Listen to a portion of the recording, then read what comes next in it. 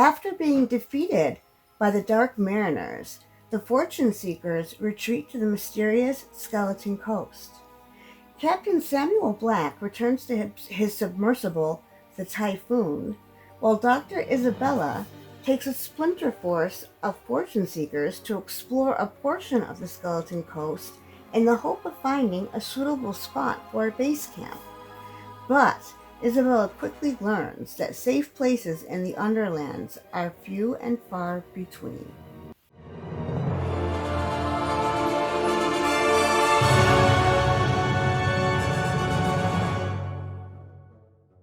Hello everyone, welcome to MJ Hobby Corner. I am MJ, I will be your host for this video, and today we're going to play another episode of Shadow Sea, Conquest of the Underlands. Now this is primarily a solo war game, what I will be doing. It is an adventure game, very much under the similar themes like Rangers of Shadow Deep, Frostgrave, and games like that. This is a very much an adventure war game.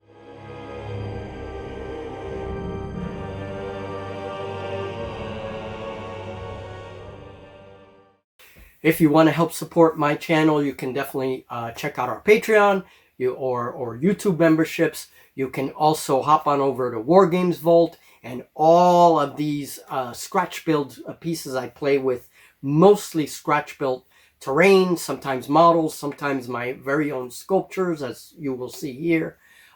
You can check that out, Wargames Vault, in my little publication called Scratch Builder Monthly. Okay, here is our board, and this is a portion of the Skeleton Coast. All right, so first things first, let's talk about these water templates we have over here. In this scenario, we have a rogue wave, the possibility of a giant rogue wave that comes crashing in one long stick distance into the shallows. Any figure caught by those templates, and there are 3 here. This one does not count. That's just some a template to kind of give the illusion of the current going around the jetty there, but that doesn't count. These 3 templates, 1, 2, and 3, will move in to the shore in a straight path, one long stick. Any figure caught underneath that or caught in the path of that will be dragged back out to sea as soon as the wave recedes. Okay, so it moves one long stick. Anything, including creatures, will be shot right back out. Now these creatures are amphibious, so it won't really harm them, but it will be shot back out, and then the figure will have to swim back to shore. Okay, so that is the templates. That covers the templates. The rogue wave does not affect this centerpiece here because the waves are crashing. We can see some water like shooting up here as the waves crash into the wrecked submersible that has been ripped out of the bottom of the sea and kind of thrown here by the action of the waves. Okay, so that is a wrecked submersible, and that is also our objective. So I am playing a survival scenario. That's what I determined randomly with a random roll. So in a survival scenario, the middle ruin, which is this, is the control zone.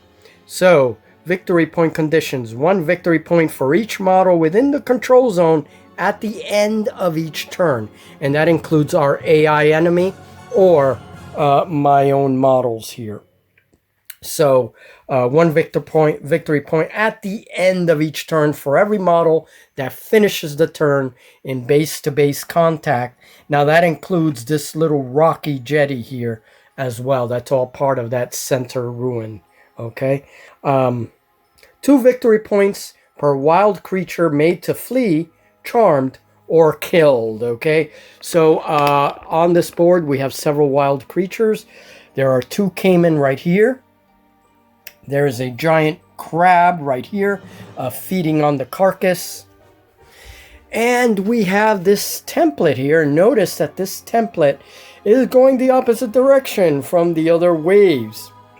That's because there is a giant creature down here swimming in the depths of the water, and that creature will reveal itself possibly at the end of round 2. I'll make a roll, and if I get a 1 through 3, the creature comes out on the closest shoreline. It reveals itself. 4 through 6, the creature continues underneath the ocean. Now this template moves one long stick during the creature phase in this direction and then back. Okay, so back and forth until it reveals itself and comes up on land, and then it is a normal land creature. Now, that creature is huge. That creature is also very strong. So when that creature comes up on land, it's going to be bad news. That's why I'm leaving it for the end of round 2 to give us a chance to kind of position ourselves on the main ruin. And in the case of terrain, we have this nice smelly squid carcass over here, and the crab is now feeding on it. The crab will not move while the carcass is here.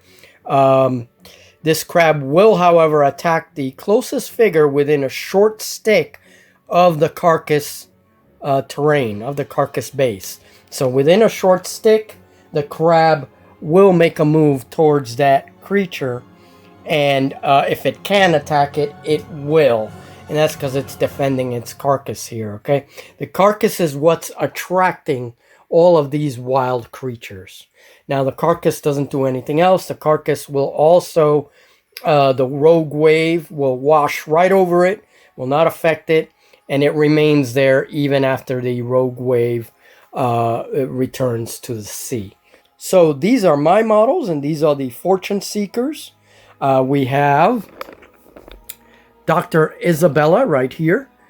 We have an adventurous pirate, and we have 2 of the mercenaries with the muskets.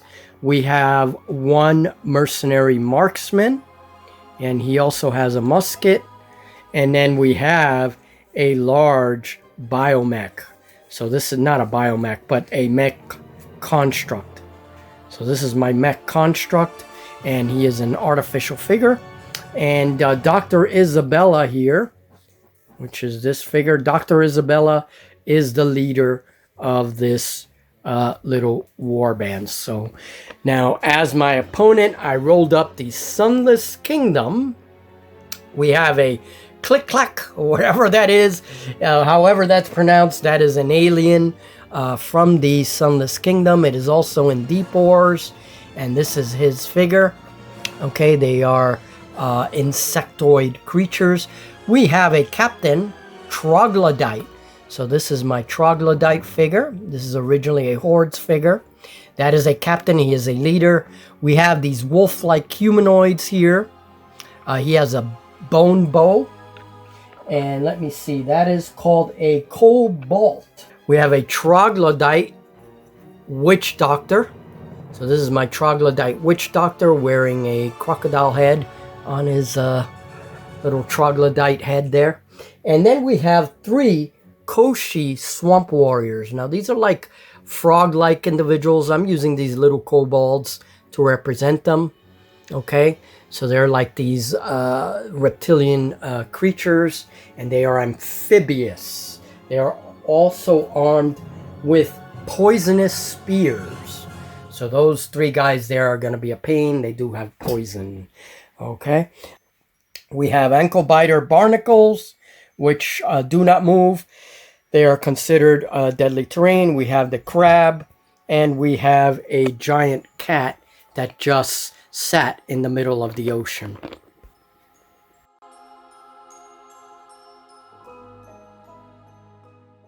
Round 1, first thing we check for is a rogue wave. No rogue wave this round. We don't have to worry about it. And now the turn goes to the Fortune Seekers, because they are the attackers, and the Sunless Kingdom over there are the defenders. They are also the AI controlled group. Okay, so Fortune Seekers, and what I'm going to do is just summarize the round. This way things don't get too long. I'm going to give my leader here, Dr. Isabella. I'm going to give her 3 actions and see if she can conduct a group move with the whole warband. Or a group move, and yeah, I mean everybody, they're very close together. So we use the highest quality in the group, which is a 4+. Oh, look at that. What a terrible move. 3 failures, and suddenly she barks some orders, but her group is just hesitant here because there's this smelly squid carcass and the smell is just overbearing, and nobody moves. Turn goes to the Sunless Kingdom. Fortune Seekers, not good, not good. Okay, so I have my little AI table here. This is a house rule to determine how many actions each individual is going to roll for. That's just to randomize things a bit. We're going to go with the click-clack alien, however you pronounce that. The click-clack alien rolls a die. He has a 3. That gives him 2 possible activations.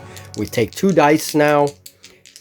And I roll. He's a 4+ quality. Both dice are successes, so he gets 2 successes. Okay.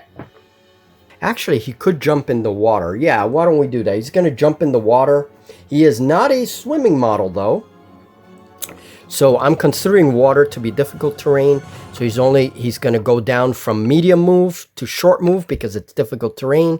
He's not a swimming model, and he jumps in the water and just tries his best to get to shore. All right, well, there's a big creature there. I don't know if that was wise, but it is the shortest move instead of going around. Okay, so next figure, I'm going to do one more. And then we will summarize the Sunless Kingdom. Okay, one more die, a 3.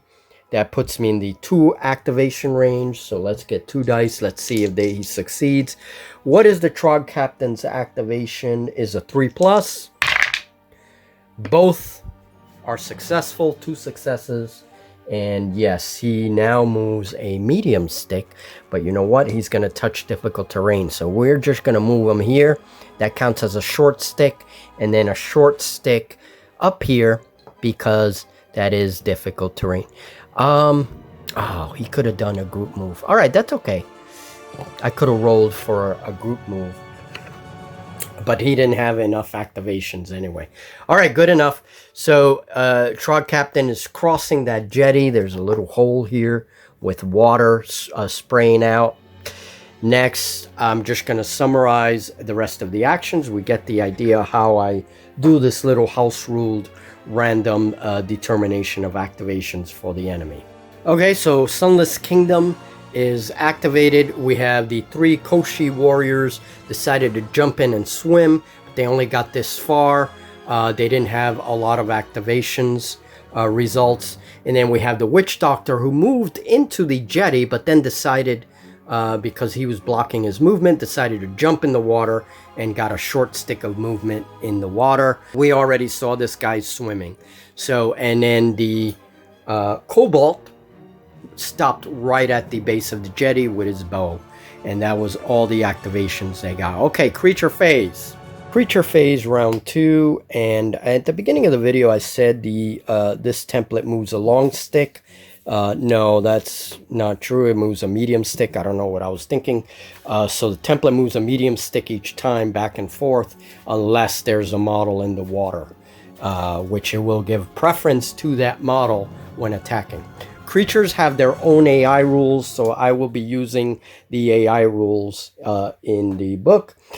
So all of these are predators. They are aggressive, so they make one move towards the closest model. I did modify that from the book a little bit, so it makes it a lot easier. In this case, they're going to move towards that pungent carcass until they have a model which is in closest to them. Then they will give preference to that model instead of the carcass. So moving, all right, there is a model here swimming, making noise, so I think Croc will move towards that model instead of moving towards the carcass. So aggressive models get 1 action to move towards the closest model or a piece of important terrain like that carcass. They will always give preference to a model over anything else. That's the way I'm doing that. Okay, so they made their move. If they're within a move striking distance, which in this case is a medium stick, then they will move towards that model and attack with 2 actions. That is an aggressive AI. Okay, and creatures can switch their AI depending on what happens in the game. I was forgetting Crab. Can't forget Crab. Crab is going to make 1 move action, which is within a medium stick. And yes, Mech is within a medium stick. It's going to attack whichever model is closest to his carcass. So he moves in. Now he has 2 actions to attack with. And he's going to attack the legs of the Mech. It's going to be a called attack because he is kind of low there by the legs. Okay, Krabby gets +5, his combat score, and a +1 in hand-to-hand combat with his claws. He also has combo attack. We'll have to remember that. And then the Iron Conqueror gets combat 4 and +1 for his big metallic claw. He is counterattacking, so let's see who wins.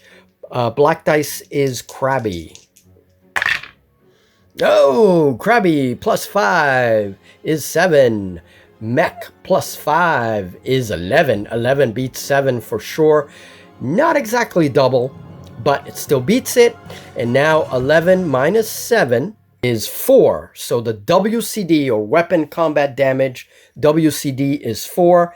And that difference is what we compare to Krabby's armor, which on his carapace body, we're going to say it's a body attack for the Mech, is only 3.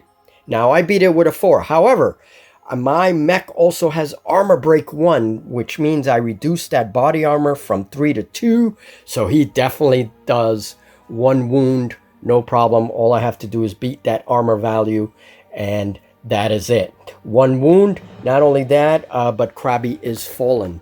So in the counterattack, Krabby is fallen and takes a wound. Let's take a wound off the body of Krabby. And Krabby has 2 health left on the body. The Iron Conqueror pounds the crab's carapace with a loud crack, and Crab is fallen and takes a wound to his body. Round 3.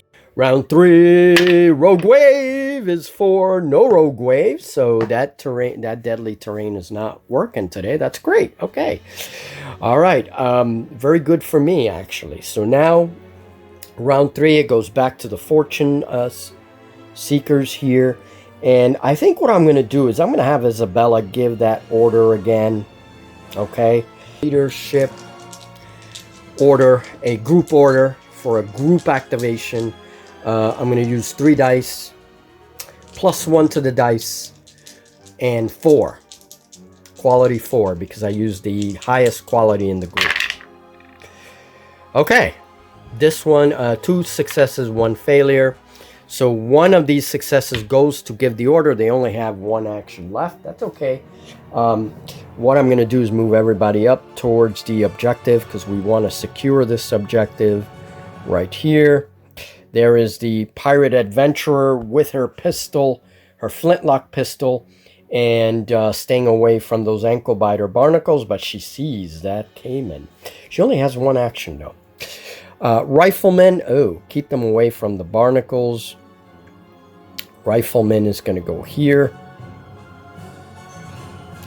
Okay, since Krabby is distracted and engaged, that's okay. Oh, keep her away from those barnacles. Don't want those barnacles. All right, so she moves right about there with her pistol, flintlock pistol, and her bullwhip.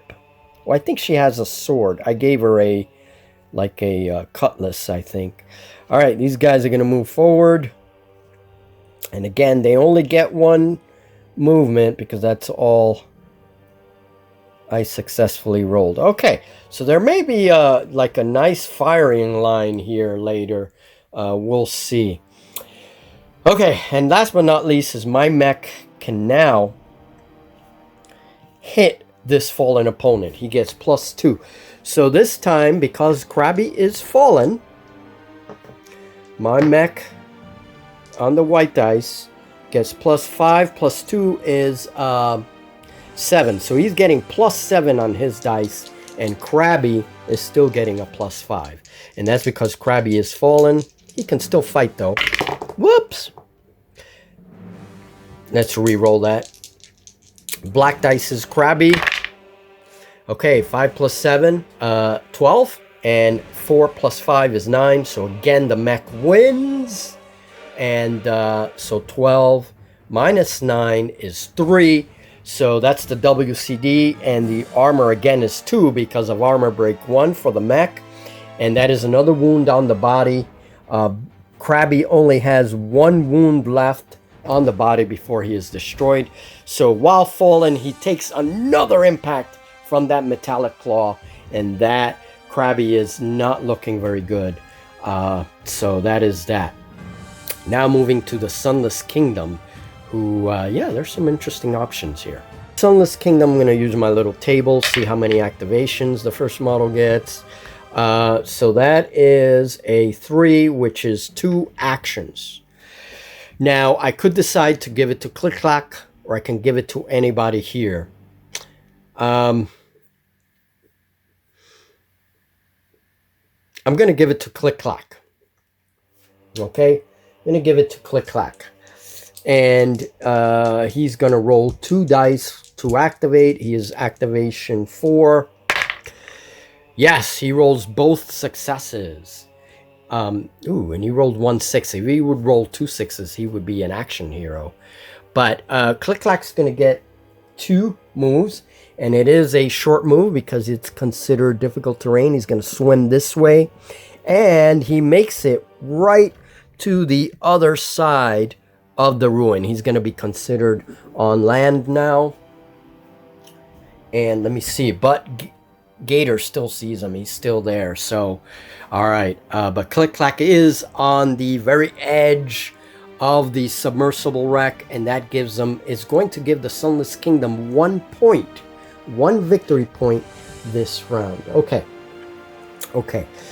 All right. Moving forward, we go to the Trog Captain. Now, there's a gator there. Okay. Trog Captain, how many actions does he get? 3, meaning he only gets 2 activations. All right. Now, he is quality 3. 6 and 5, he succeeds on both. So I think he's going to do a medium stick and move here. Now, if he jumps in the water, I don't think he's going to be that unwise. Because if he jumps in the water, he gets another medium stick. But then he doesn't have enough actions to attack the gator. Use his other action to do a group activation, and everybody is like, I kind of pushed this guy forward. Everybody is in range of his long stick, so why doesn't he use his other action for a group activation and basically rolling the highest numbers of 4+ of the group. So 4+. 5 does do it.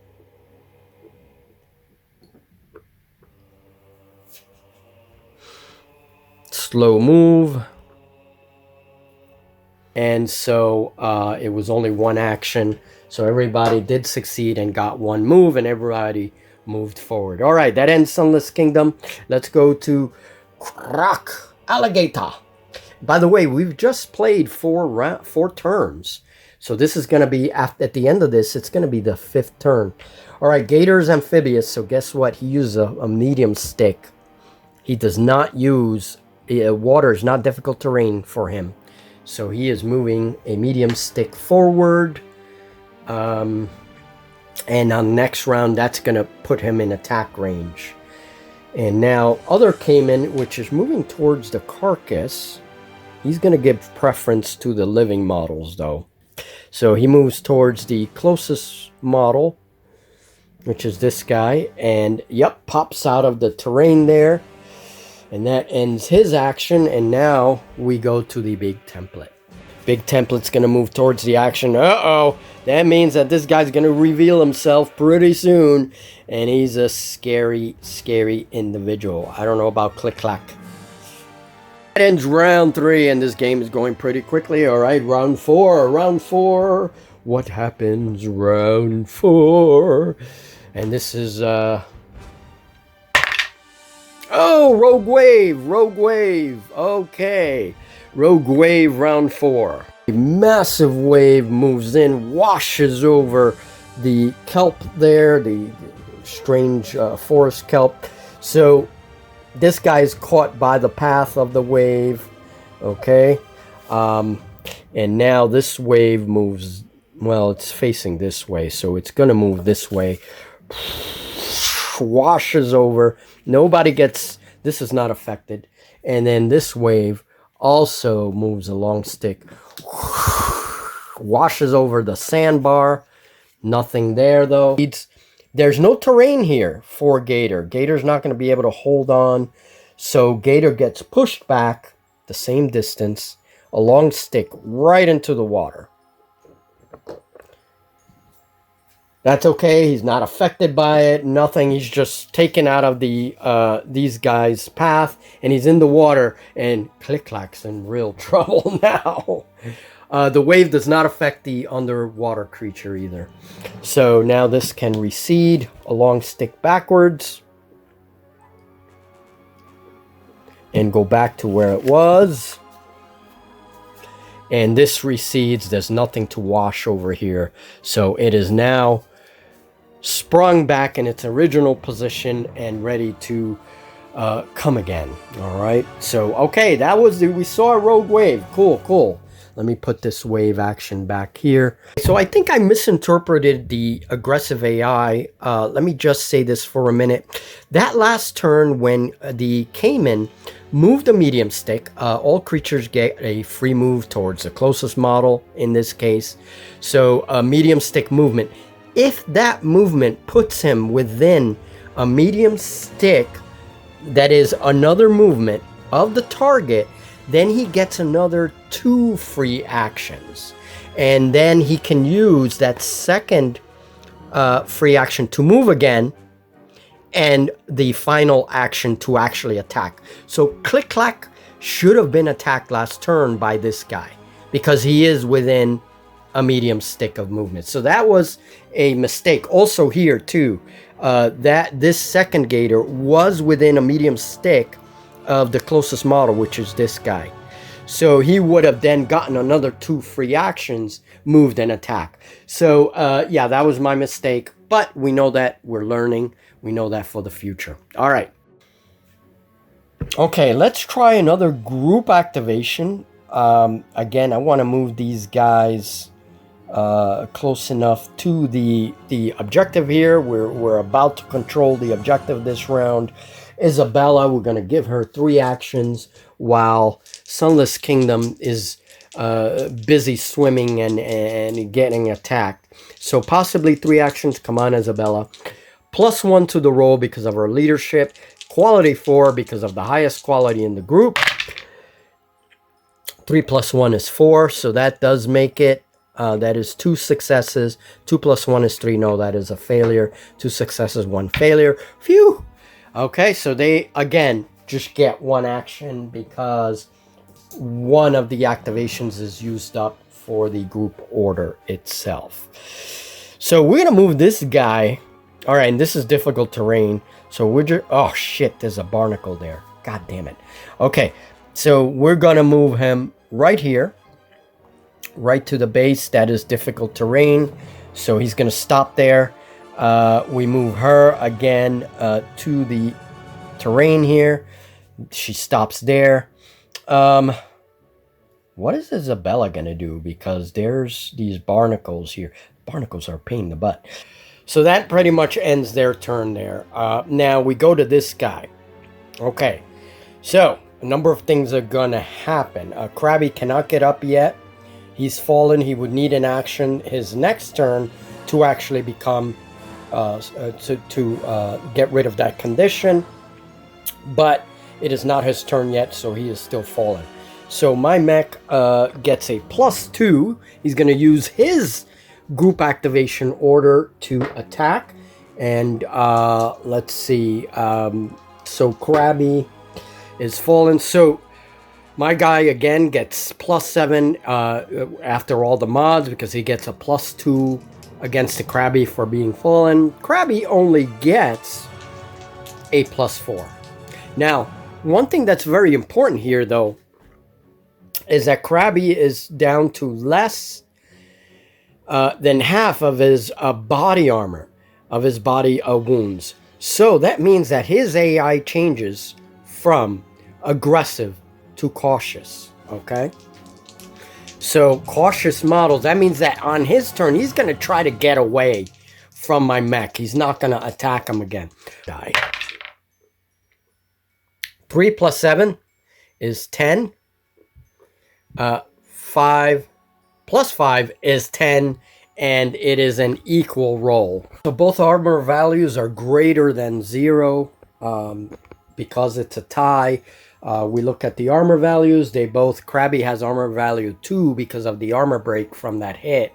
And my mech has an armor value of 3. And so no effect. The armor stops the blow. So that ends the Fortune Seekers. And it looks like I am getting 2 points this round and 1 point that round as well. Let's finish. I'm going to summarize the Sunless Kingdom's turn right now. There's some crazy things happening here. Witch Doctor had 3 activations, 3 successes this turn. So he was able to swim a short move, then use 2 moves to sprint on land. And that put him in that direction. He's trying to take some cover here by the vegetation. Let me see. I believe... Yeah, he's good. He's good. He's definitely good. All right, so Witch Doctor is there. The 3 warriors, the Koshi Swamp Warriors, the 3 of them, 2 of them made it to shore. 1 of them is just about in shore. The Trog Captain, with 1 action, jumped into the water and moved a short stick. So he's making it to shore as well. And now the Cobalt with the bone bow, he got 2 actions, so he moved his short stick from difficult terrain and is about to fire on one of the gators. And that is a medium stick in range. He is a projectile medium range, so no penalties due to range, so that's good. All right, so the Cobalt has a 3 combat, bone bow, no other things for the bone bow. Okay, projectile medium. Okay, so +3 on the black dice. And for the Cayman, who's rolling defensively, only defensively, and his quality is also, a combat, I mean, is a 3. And no other bonuses. Okay, so 3 for the white dice, +3 for the black dice. Both are very even. Okay, 5 and 1, so +3, that's 4. So that means that the Cobalt wins. So 5 minus 4 is 1. The armor is thick skin, on the body is 1. Armor value is equal to or greater than the enemy armor value. The enemy suffers 1 wound and is fallen. All right, so thick skin is only 1 armor, and I did 1 point of damage. So this gator that he fires is suddenly fallen. So I'm assuming he's gonna go underwater. That ends Sunless Kingdom's turn. Let us move the creatures. Let us see what happens with these creatures. I'm going to go to that template. So the closest model here is going to be the Click-Clack. And the template's going to move towards the closest model because it will give preference to a closest model instead of one of the other creatures. Now we can reveal this beast. Oh no! Big ass Hydra comes out, bursts out of the water, and Click-Clack is in a lot of trouble. There he is, the Hydra. That is one of my very own sculptures. And alright, let's see. Will Click-Clack survive? Okay, so the Hydra used one action to move. That is his free action as a creature. But now he gets 2 actions to actually attack. Now, he's going to use it to do a mighty attack, which means the Klauk. And that's probably how you pronounce it. I'm being silly, you know, Klachek or whatever. But the Klauk has combat 3. 3 minus 2 would make it combat 1, so he's in a bad position here. Whereas the Hydra has combat 5, so giving it a... Let's see, does he have any other hand-to-hand? Yeah, hand-to-hand plus 1, armor break 3. Oh my god. Okay. Okay, 6 for the white dice. That is an 11. And 3 plus 2, that is a 5. Oh, and that is double. That's right. So 11 compared to a 5, that is double. So that means that Klauk gets 2 wounds and is fallen. 11 minus 5 is 6. Oh, his body only, we're going to count it as a body. Actually, could even be his head. But his body is a 1. So obviously the WCD is much greater. Okay, so he takes 2 wounds to the body. Now the clock only has 2 wounds on the body. So that brings him down to 0 wounds for the body. And that means that the Hydra trumps him up, pretty much engulfs him and kills him on the spot. So Clock is now dead. And the Sunless Kingdom does not get the point because he died right on the terrain piece. So the Cayman attacks the Trog captain there. He used 1 move, his free move, to get there. And now he's using 2 actions, his 2 free actions, to do a mighty attack. So Cayman has the advantage. So +4 with a mighty attack. 1 for the captain, not good, not good. So 1 plus 2 is 3. 4 plus 4 is 8. So 8 is definitely bigger than 3. So Cayman wins. 8 minus 3 is 5. And so 5 is the WCD. What is the armor of the Trog captain? We look in the back. The armor of the Trog captain is 2. 5 definitely beats a 2. Armor break 1. So actually captain's armor counts as 1, not 2. So yeah, it definitely beats him. So 1 wound then fallen. Captain is now fallen. And he takes a 1 wound to his body. So he is now down to 3. So captain takes 1 wound to the body. So he is now down to 3. And he is fallen. Okay, so a mighty attack by that Cayman. Giant Cayman in this very, very busy creature phase climbs up on the ground. He ignores any water, penalties that I give because he is amphibious. So now he climbs up on land, and with that free action, now he has 2 actions. He's also going to do a mighty attack on the Cobalt. So +4 for the Gator, we're going to make it the white dice. +4 black dice is the Hunter. So for the white die is 4, so that's 6. 3 plus 1 plus 2 is 5. So 6 and 5. Yes, Gator wins the fight. Okay, this guy has to recoil, and then Gator gets advantage. However, he recoils, he's gonna fall right into the water. So that's, I'm just gonna treat it as that. So he recoils back, but he falls right into the water, and Gator has advantage next round if he presses the attack. Krabby gets 1 free action. Now, because he has less than half his body armor, he is now cautious, not aggressive, which means he's going to want to get out of here. So he has a medium move, and he's going to actually move a medium stick away. However, before he does that, he is disengaging, so I get a free hack. I'm going to use his plain combat score of 4. So white dice is +4. Black dice is +5. Oh, not rolling very well. 5, so 7.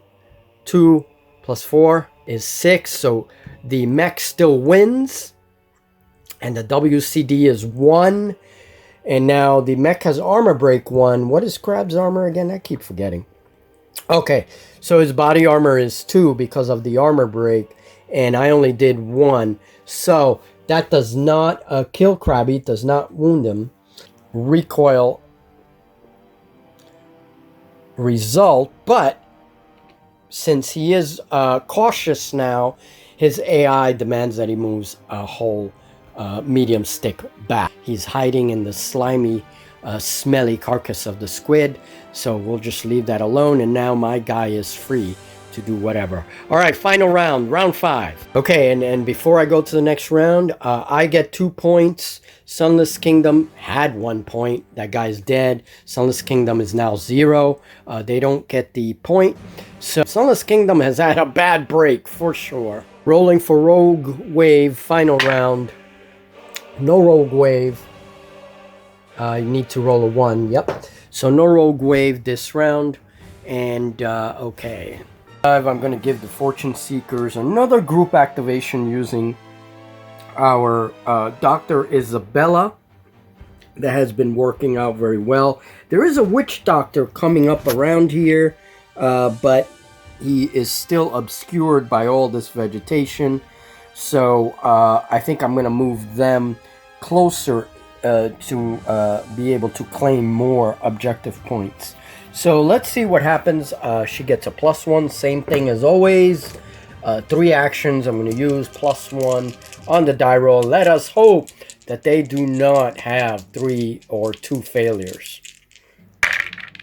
Okay, all successes, 3 successes, very good. All right, so everybody's going to get to move. I'm going to summarize the movements and see if there's anything else that we can do. Okay, so Dr. Isabella's group moves closer into the protection of the wrecked sub. We have the adventurer, pirate adventurer, the mercenary right here with the musket. We have Dr. Isabella herself moving up to the protection of that sub. And now we have these 2 guys, our marksman and mercenary. Okay, and remember, they get 2 actions each. So, all right, yeah, they can definitely fire, but let's see what the range penalties are. Okay, so the marksman has projectile long range. Okay, so let's do that guy first. He's going to use his final action to do a ranged attack with that musket and fire on the Witch Doctor. So there we go. All right, 6 plus 4 is 10. 4 plus 3 is 7. So the Fortune Seeker wins. Now the WCD is 10 minus 7. That is 3. What is the armor of the Witch Doctor? We're going to assume it's a body. It wasn't a cold shot. So the armor is only 1. So yeah, absolutely. That definitely beats the armor value of the opponent. 3 beats that. So he takes 1 wound to the body. And he has 3 wounds on the body. So he now has 2. There it goes. There's the smoke from the musket. And now let us fire with the other musket man. He's going to take a pop shot at the fallen Witch Doctor. And this musket man has medium projectile, not long. And so we see that the target is within approximately 2 sticks, not 1. So he is going to get a -1 to his shoot for that. All right, and the target is fallen, but it does not give any bonus to the shooter in this case because it's a ranged attack. The bonus is only in melee. So white dice will be the shooter and black dice is the Witch Doctor. And I only add, because of the range penalty, a +3 to the white dice, +3 to the black dice. Let us see. White dice +3. Okay, so that's an 8. So yes, the shooter wins the combat. 8 minus 4 is 4. And yes, it penetrates the armor of the witch doctor. Again, his body armor is only 1. It's going to be assumed to be on the body. It's not a cold shot, so 1. Okay, so definitely hits him. And another point of damage to the body. He had body 3, now he has body 1. Muskets and musket cloud and musket smoke begins to fill the air as they fire their muskets on the witch doctor. Witch doctor's down to 1 point. His quality is a 4+. Come on. Oh, no way. Alright, that is 2 failures. The mech stays there, does not move, and fortune seekers do not get to actually terminate that guy. I could have terminated that guy, I think, with another shot. But it is a turnover before... okay, so now it goes to the Sunless Kingdom on this final turn. Frog Captain. He rolls a 4, so a 4 gives him 2 actions. So he can use 1 action to stand up and 1 action to attack. And that's what he's going to do. Okay, so the Cayman is also fallen. And he takes 1 body wound. Very good. The big ass thing has already revealed itself. And it's probably going to go after the closest model, which is the Trog Captain. Okay. And there's also all these other... this guy would probably have to spend an action to stand up. But then there's this big Hydra coming. It's crazy there. So it looks like the Sunless Kingdom is kept at bay by the creatures. This is a survival scenario. So really, we are trying to survive against the creatures. So they control it, and what's probably going to happen is that they're going to take refuge in there until all this is resolved, and then they control the field. They will be able to set up a base camp.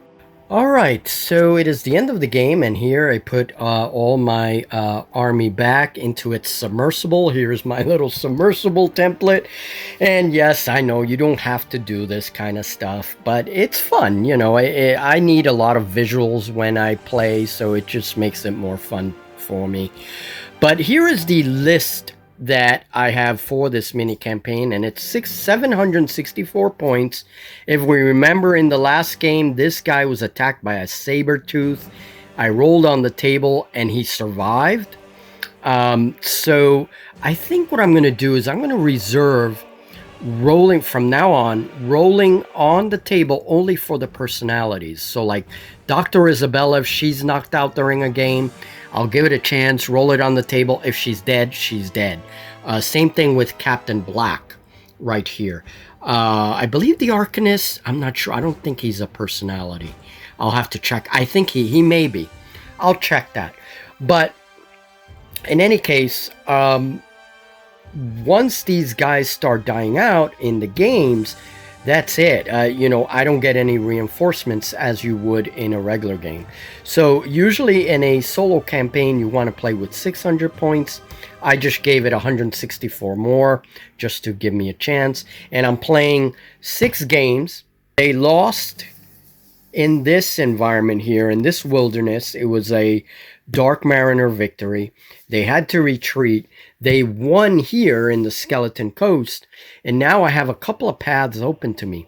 I can take this path and go here to another Skeleton Coast environment, or I can go up the path, go here, and this is unknown. So I would have to roll to determine what is in this environment, if there's any treasures, anything, what kind of scenario, what opponent, all that gets rolled when I get to the circle. Same thing here. So I think I'm going to choose one of these unknowns. I already fought in the Skeleton Coast, so I want to see what's here. So we're going to take that path for the next game. We'll determine what's here, who I'm going to fight, and maybe we'll get lucky and find some artifacts. Whoever survives at the end, if I survive, then I win the campaign technically, and hopefully I will have some treasure and loot in the process. Now, things can die pretty easy if I have a very bad game. You know, that could really lower my chances in the end.